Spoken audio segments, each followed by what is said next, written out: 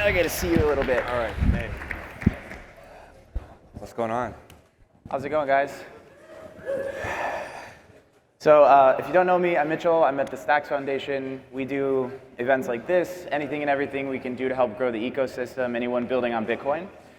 I've got with me today Daniel. I'm going to let him introduce himself. He works for, he's a founder and CEO of Unbanked, which is a platform that allows one to choose their own financial experience. We'll get into what that actually means. But Daniel, tell us about what you do, why you started it. Yeah, no, at the end of the day, you can't, as everyone here knows, you can't just take Bitcoin and send it to Bank of America, right? So we're providing connectivity to make cryptocurrency and DeFi and NFTs and all the cool stuff that is the cryptocurrency ecosystem and make that interconnect with traditional things like a debit card where you can spend stacks, as an example, right? Or other things. So we are trying to make those two things interoperable in a way that we think that eventually every bank will eventually have crypto as part of its natural, modus operandi, but they don't do that today, and that's what we do. Very cool. So can we dig in a little bit to what being unbanked actually means? Yeah, so from my point of view, the concept is if you talk, actually funny, we got the trademark for Unbanked, so I'm super pumped about that. Congratulations. Right? That's a big deal to me. You have organizations like the FDIC promoting how to help the unbanked and underbanked. And so sometimes people automatically assume that our core customer is about trying to help somebody who just doesn't have a bank account. And while secondarily that's true, because I think cryptocurrency and blockchain technology is going to solve that problem for everybody, fundamentally what it really means is that everybody here gets to be their own bank. And that's the whole summation of what Web3 and DeFi is supposed to be, is that I can choose for the first time in history to take my wealth, whether it's $1 million or $1 billion or $100, and to completely control my own destiny by holding my money in my own wallet and then connect that to a debit card or a credit card or a yield product, or give people more options and more competition in the marketplace. Got it. So we were talking in the stairs a little bit earlier, and we were discussing the topic: are people ready to be their own banks? And if so, or if not, rather, how can we get them ready? So our whole thing, it's funny, if you look at our website at unbank.com, it's your currency, and the concept is it's kind of like choose your own path. So if a person is very, very savvy and they're a Bitcoin maximalist and it's pay everything in Bitcoin, we're with you, bro. we're with you. And if maybe you're just not quite there yet and you're not comfortable with wallets and you're more comfortable with a custodial partner because you can set it and forget it and trust that everything's going to be there, then we think that should be part of the process too. So I think it really comes down to what is an individual's appetite for control, and do they want to hold their own funds, in which case they should, or do they want someone else to protect it for them? Because frankly, it's scary for some people. If you lose your keys, you're done, you're toast, and that's a really life-shattering kind of event. And so I think you just need to give people the option. Got it. I agree. I think for me, one thing I really appreciate about the STX community is that we approach things, I think, from a very practical lens. There's power in meeting people where they are and giving them a flavor of some of this value, maybe in a package they're more familiar with, so that eventually they want to dig deeper into, maybe like Archideco or another STX protocol or something that takes a higher level of skill, but now they have a reason to go and research and learn those things. And I think the technology is going to improve too, right? We're going to learn a lot of lessons. We're going to, in the same way that if anybody's ever seen the first website from Amazon.com, you ever look that up? It's embarrassing. Look it up. It's embarrassing. And so if you think about where the technology is, I don't think anybody in this room or watching would think that we've reached the pinnacle of where the technology is leading us. We've found it all. We found every solution. It's all done. It's a wrap, right? The truth is we're going to continue to iterate. We're going to continue to get better. And I think we will figure out, there will be people in the community or wherever they are, they're going to figure out ways to make that issue around, I lost my keys and oh my God, I just lost everything. They're going to find solutions to that to make that work for people in the future. Yep. So let's keep going down this rabbit hole a little bit. I love, let's tell people a little bit how Unbanked works on a practical level. From a user experience, what are the things that, as they get into your platform, that they're actually going to be able to do that they couldn't do before? Yeah, I mean, so we white label our technology. We work with a lot of different big brands, Litecoin Card, for example, Nexo. If you have cryptocurrency and you want to, in 5 minutes, create an account, deposit your cryptocurrency, and you can get a virtual card that is a Visa or MasterCard, depending on what country we're talking about. We're live in the United States, been approved for 27 countries in Europe, UK, Germany, France, Spain, Italy, et cetera, 29 countries in Latin America. So you can literally in 5 minutes create an account, do KYC, fund your account, and then you'll get that card that will connect to Google Pay, Apple Pay, and Samsung Pay, and you could be spending in real time in a matter of minutes. You can't do that with a traditional bank. Now, of course, you're going to have to get the card, the physical card in the mail when it arrives, but it gives that instantaneous sort of feedback loop where it gives you the gratification. If you're sitting in front of a Starbucks and you have some Bitcoin, you can sign up an account, plug it in your Apple Pay, and you're off and running at Starbucks, and you just spent with Bitcoin. It's pretty crazy. Yeah, and we think it will continue to get better, but that's where it's all headed. It needs to be crypto banking, and so we do that direct to consumers, and we also provide that technology for other companies that are trying to provide that to their communities. That sounds like, from the very little I know about the banking industry, like maybe a lot of red tape, headaches. Let's talk a little bit about the work that's gone into enabling connection with these more traditional rails. Or what are some lessons learned even? It's a lot, right? Like, so there's a lot of moats. The regulatory compliance piece is massive, and so it's funny. We work with a lot of different banks. I deal with a lot of regulators myself, and those that are not well versed in crypto, I always say that there's they think there's 3 use cases. The only 3 use cases for Bitcoin are money laundering, weapons trafficking, and like drug cartels. But we know in the ecosystem that's not the truth. That's not the truth. But the reason why I think that they view the world that way is so we offer bank accounts in 234 countries. And if you come from a compliance background and deal in banking and you see how much fraud exists in traditional banking with ACHs, it would blow your mind. It absolutely blew my mind. So if you think about it from the perspective of the bank or a regulator, and you say, wow, like we're already dealing with this incredible amount of fraud every single day with the known quantity that's existed for 50 years, not just been around since '73, right, live? So that's like you're dealing with Afghanistan every day. Every day it's Afghanistan. And somebody says to you, I got a great idea. Why don't we go ahead and move shop to Ukraine? It's going to blow their mind. So what they don't understand until you really show it to them is there's amazing compliance procedures you can put in place. Mm-hmm. You're actually solving a problem that exists because there's real-time settlement with crypto. You eliminate like 99.9% of our fraud comes from ACH. It is not from crypto. So we have to educate regulators, we have to educate banks, we have to make sure that they understand we are really good at what we do, and I have heard from multi-billion-dollar organizations where they'd see our tech and they'd say, on the compliance side, because it's a non-starter. If you don't have compliance tech, if you're not doing compliance, you can't do what we do. It's not optional. And they've said to me, quote, you have better visibility into like banking transactions than we do.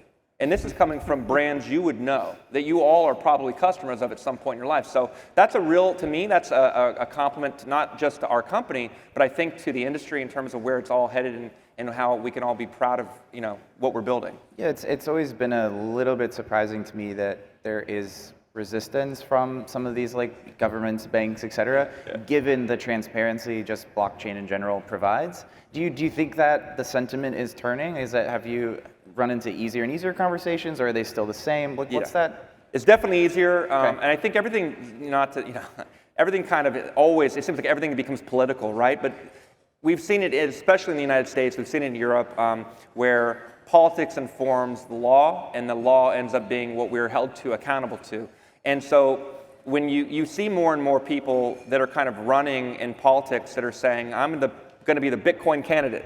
I mean, Miami is a good example of that, right? You got New York with a mayor, you got Miami with a mayor that are saying, I'm going to take my paychecks in crypto. They want to make the hub of Bitcoin as an example, and I think we'll see more and more of that, and I think that's important because we really want to have something that's a totally nonpartisan issue Like, I don't want a red and a blue army or military. I don't want the Marines to be, well, those are the liberal military, and that's the conservative military. And I don't want our money to be liberal or conservative either. I want it to just be that it works for everybody. And I think that that more and more people are seeing that, and so that's important because having had a few years to kind of observe the ecosystem, there are things we have to work through. There are things we have to have an open and honest conversation about. But having some amount of regulation and a light touch, the proper touch, is a good thing. It's underpinning a multi-trillion-dollar industry. In 1995, we passed a law, very careful, for the internet. We had real issues with Napster, where they were downloading, entire music albums, and you had Metallica go and talk live about that. It was a real problem, and what had happened was they solved it, not by saying they're going to clamp down and just control everything. They had a light touch, they were careful, the internet was still free, and people got to use it. I think that's what we need to do with crypto. Yeah, and I've ruined a lot of computers with LimeWire and Napster Me too. in my Me day, too. so LimeWire. we're getting better. So I think you've said to me something along the lines in the past of, you won't believe that Web3 is mainstream until we're all unbanked. Yeah. Why do you believe that? What does that mean? Let's unpack that a little bit. Yeah, so for me, everyone's going to be unbanked, right? Like the concept conceptually is that you won't even hear about it anymore because it'll just become a non-starter. Everyone is comfortable with an app. Everybody, grandma or a young kid, like I got 2 young kids, 6 and 10, and they're super comfortable with apps and they're all over it. So if you can put decentralized, which we have wallets, of course, you have a real good UX UI, a real good experience in an app that everybody's comfortable with, where they control their money, and or there's a custodial element where somebody else maybe it's protected for you by X Bank or Coinbase or whoever, right? You choose your own position. Then the concept of being unbanked goes away because everybody gets into digital money. I'm going to start getting my payroll. I'm getting paid via digital money to my wallet instantaneously. It doesn't go through a middleman. I don't have to go through the bank in order to tell me what I can and can't do with what I call, and I'm going to keep this clean, my PG.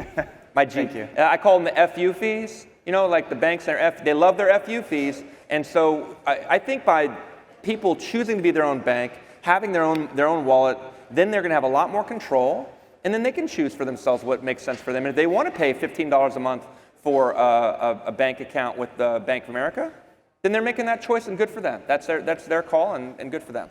Okay. No, I like we talked a little bit about this too. Like the idea that competition from crypto, blockchain, et cetera, can actually, for consumers, mean we ultimately have a lot more choice. And there's this spectrum of fully decentralized, fully non-custodial, all the way to, you're relying on a bank entirely, and people can pick anywhere they want to be in the middle. I really like that concept. And I think we're potentially forcing banks and other providers to behave more as well. Right? We have choices.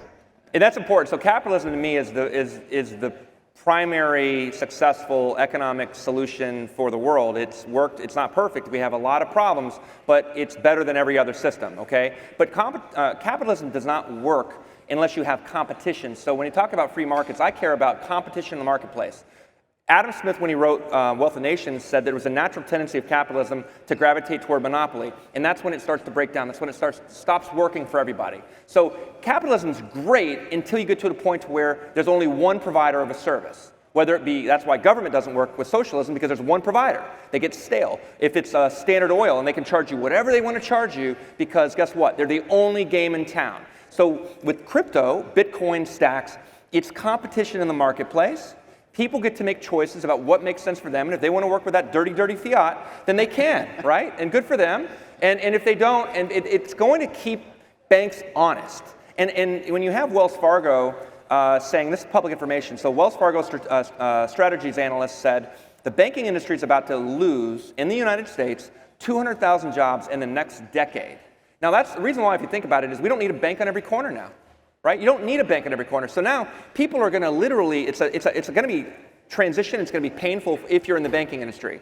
Because you're going to have to unwind all these physical locations while meanwhile everybody's got their Stacks app, basically, and you don't have to do anything. Yep. But all these jobs in the banking industry are about to go away, And that's going to transform the entire banking industry into something brand new in the same way that when Napster kind of killed music in that moment, but it's alive and well today. It's just in a new form. Absolutely.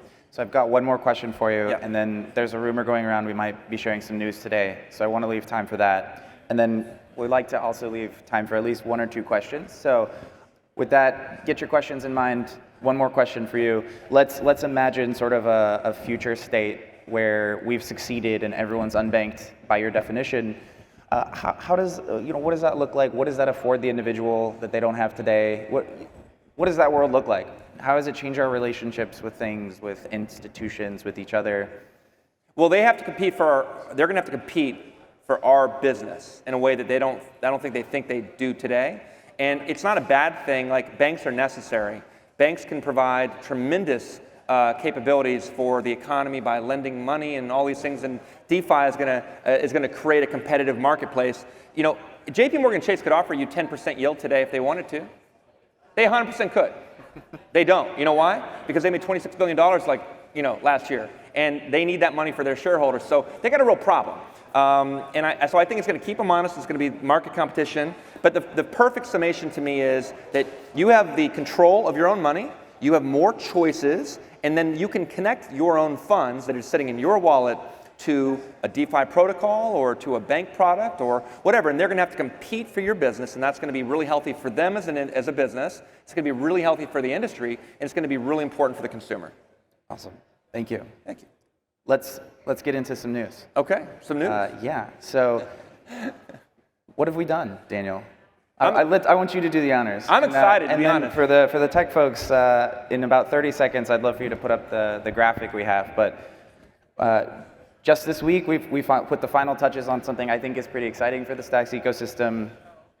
Yeah, I hear people say all the time, and they're like, well, what? You probably have all heard this, right? Like, what good is Bitcoin? I can't use it at Kroger or something, right? It blows their mind because they're like, it's this thing, this ephemeral thing that you can't touch.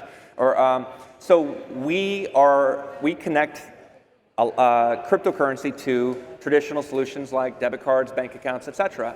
So we're going to be providing a Stacks debit card in the United States, in 27 countries in Europe and the UK, in 29 countries in Latin America, and on and on. There's several other very special things we're not going to necessarily share right now that are really cool that we got kind of coming. Can we get a look at it up on the screen, guys? Look at that.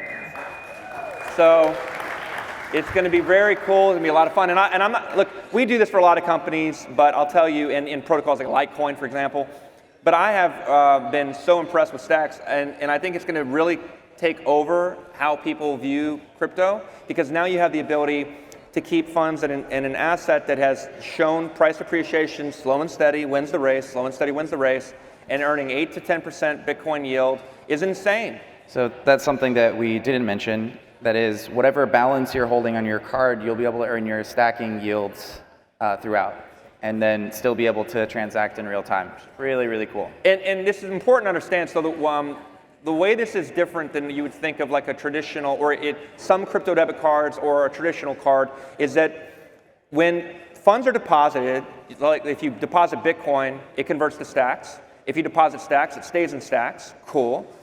And the card itself actually has no funds on it at any time. So if you change your mind, you have an account, you have a Stacks card, and you're like, oh, this is cool, I'm stacking, I'm earning my Bitcoin. But then you're like, what, I changed my mind. I'm going to go and I'm going to take my money, I'm going to move it somewhere else. You pull the funds on the blockchain, you move it where the heck you want to move it, and then you're good. It's not in fiat. It's not in fiat until you make the decision when you walk into the Apple store and you swipe that card, you're making a decision that you're going to get into fiat in that moment. And what happens is we sell Stacks and convert it into fiat on the fly, all live. So that's hopefully going to give you the texture of all the crypto in real time, earning your Bitcoin until you decide you want to move into that dirty, dirty fiat. So before we go to, I want to take one question, but I also want to give a shout out to Christopher Perceptions, who's here. Stand up, buddy. So Christopher introduced us, major part of making all this happen. So whenever you, in whenever we can get this live and you have your Stacks debit card, you have him to thank as well. So I love Chris. I've been knowing Chris for a long time. It's been a minute. And although he's a great guy, but he is from Milwaukee, so don't hold that against him. tough. Cool. Love it, Atlanta. I love the Atlanta Hawks. It's an honor to be able to see this come together and to see this manifest in such an amazing community. So thank you, Mitchell. Thank you, Daniel. And let's make history. This is important. This is huge. Thank you. Thank you. Absolutely. Time for a question or no? One question? All right. Anybody got questions? We got one. Wow. Right on. First thought is wow. Next question. This is absolutely fascinating. Quick thought and a question. So, quick thought is, I think there's a lot of great opportunity to teach young people about this new financial system. I think there's just a lot of great possibility there because this is different than traditional banking, as noted, and through story and through just general education, I think there's a lot of cool possibility there. Question though, you said Wells Fargo is going to be losing about 200,000 jobs over the course of the next decade, or was that traditional? Not Wells Fargo, the banking industry within the United States from a Wells Fargo securities analyst. Sure. So how might Unbanked provide more jobs? Well, that's the thing, is it's transitioning, right? So you're going to take bricks and mortar, physical locations, those jobs are going away. We're still going to have banks, just not as many of them, physical retail locations. There are still Barnes & Noble, just not as many as there used to be, right? So I think the people here, the crypto industry, to see how many jobs are being created within the crypto industry, that's just where the transition is going from that kind of job to necessarily a new kind of what we think is the future of banking. Great. Well, we're all out of time, but before I forget, stacks.org/unbanked. We'll have some more information there, but you can already go there. You can see this lovely graphic. Shout out to the Fungible Systems folks for putting it together. And you'll get more information there. There's also an email sign up, so if you want to get notified when you can get your cards and kind of follow progress as we work together, that's where to go, stacks.org/unbanked. Thank you all. Thank you.